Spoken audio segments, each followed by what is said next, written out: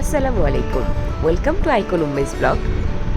দাদুর সাথে আওয়ার ট্রিপে কোথায় যাচ্ছি, কেন যাচ্ছি, কেনই বা আমরা বের হয়েছি এত রাতে, সব বলবো আজকের গল্পে।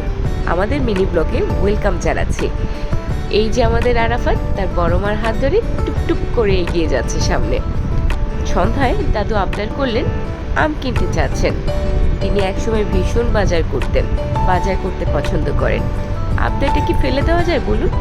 তাই সন্ধ্যায় চা নাস্তা সেরেই ওনাকে নিয়ে বেরিয়ে গেলাম আম আনার জন্য।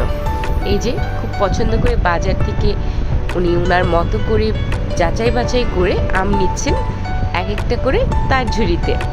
তারপরে যেহেতু সময় করে আমরা সুযোগ পেলাম দাদুকে নিয়ে বের হওয়ার, এটা কি আর চারটিখানি কথা?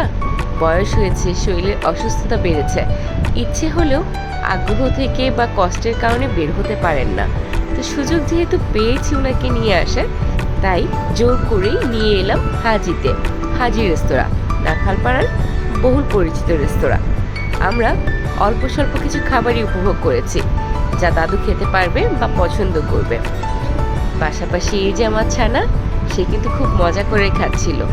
আমি আরাফাতকে বাহিরের কোনো খাবার না দেওয়ারই চেষ্টা করি, কিন্তু সে তো ছানাপোনা, খুব আগ্রহ নিয়ে এটা যা আমরা খাচ্ছিলাম সেও খাওয়ার চেষ্টা করছিল। সবশেষে আমরা বাড়ি ফিরে আসলাম আমার এই পছন্দের লটকন কিনে।